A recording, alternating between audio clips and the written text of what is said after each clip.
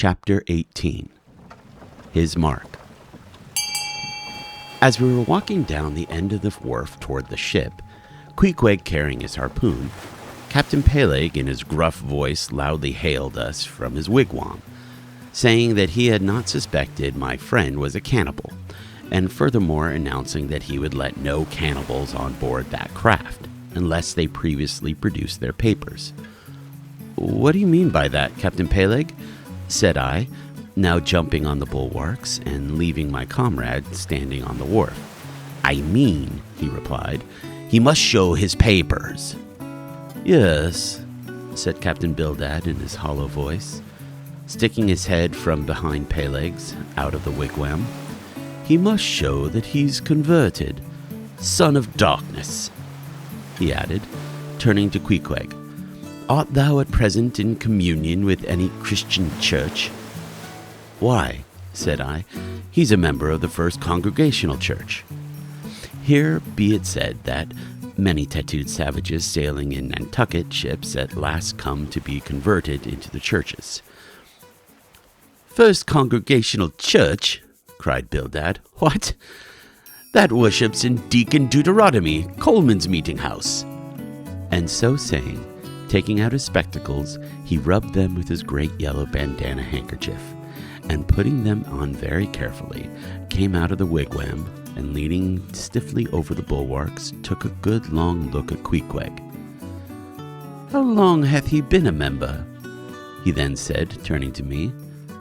"Not very long, I rather guess, my young man."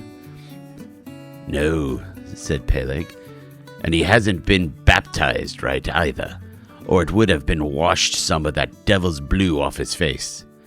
"Do tell now," cried Bildad. "Is this Philistine a regular member of Deacon's Deuteronomy's meeting? I never saw him going there, and I pass it every Lord's Day." "I don't know anything about Deacon's Deuteronomy or his meeting," said I. "All I know is that Queequeg here is a born member of the First Congregational Church. He is a deacon himself, Queequeg is." "Young man," said Bildad sternly, "thou art skylarking with me. Explain thyself. Thou young Hittite, what church dost thou mean? Answer me."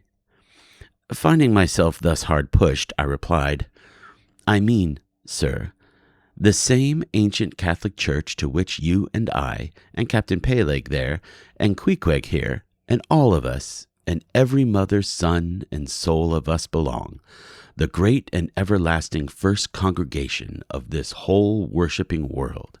We all belong to that, only some of us cherish some queer crotchets no ways touching the grand belief. In that we all join hands." "Splice! Thou means spliced hands," cried Peleg, drawing near. "Young man, you'd better ship for a missionary instead of a foremost hand. I never heard a better sermon. Deacon Deuteronomy, why, Father Maple himself couldn't beat it, and he's reckoned something. Come aboard. Never mind about that papers. I say, tell Quahog here. What's that you call him? Tell Quahog to step along. By the great anchor, what a harpoon he's got there. Looks like good stuff, that. And he handles it about right. I say, Quahog, or whatever his name is, did you ever stand in the head of a whaleboat? Did you ever strike a fish?" Without saying a word, Queequeg, in his wild sort of way, jumped up upon the bulwarks, from thence into the bows of one of the whaleboats hanging to the side, and then, bracing his left knee, and poising his harpoon, cried out in some such way as this: "Captain, you see him small drop tar on water there? You see him?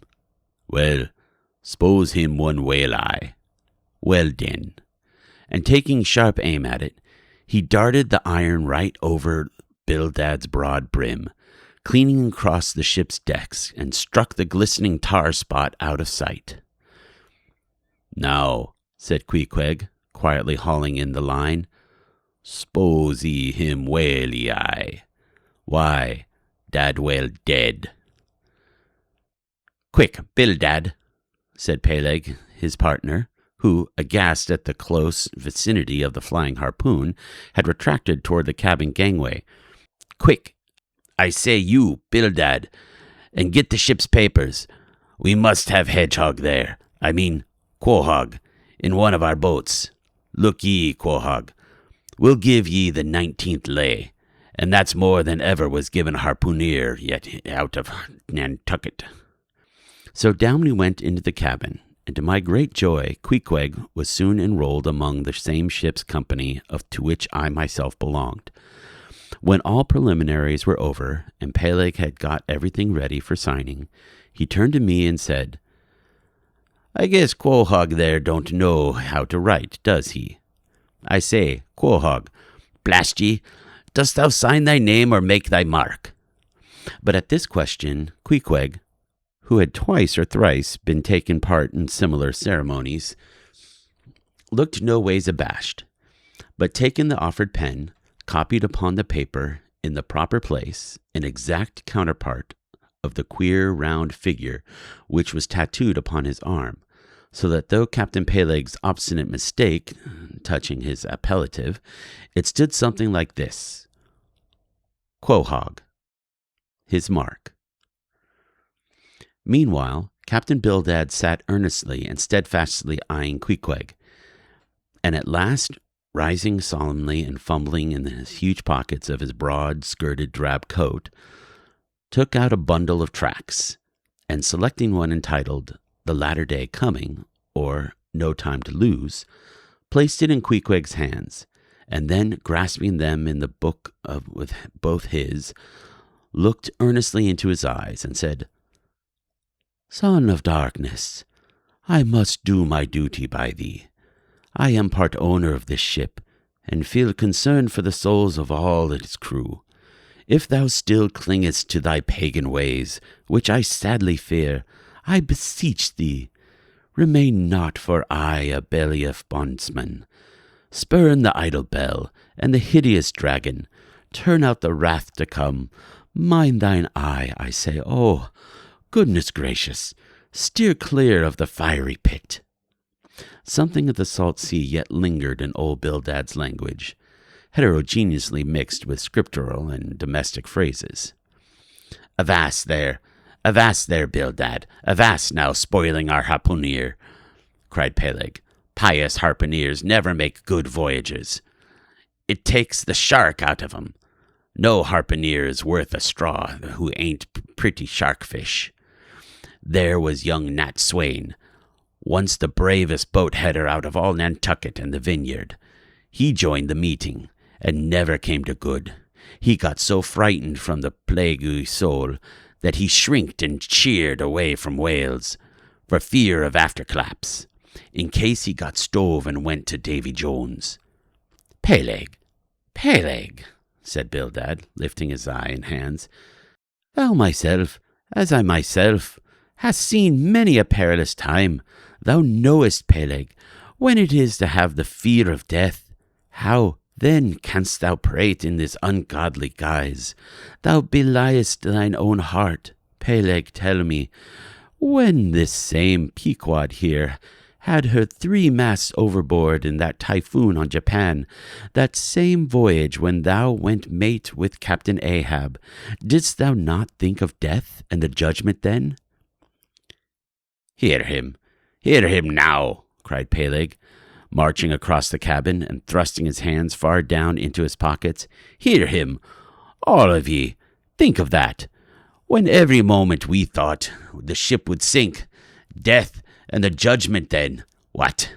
With all 3 masts making such an everlasting thundering against the side, and every sea breaking over us, fore and aft. Think of death and judgment then? No time to think of death then. Life was what Captain Ahab and I was thinking of, and how to save all hands, how to rig jury masts, how to get into the nearest port. That was what I was thinking of."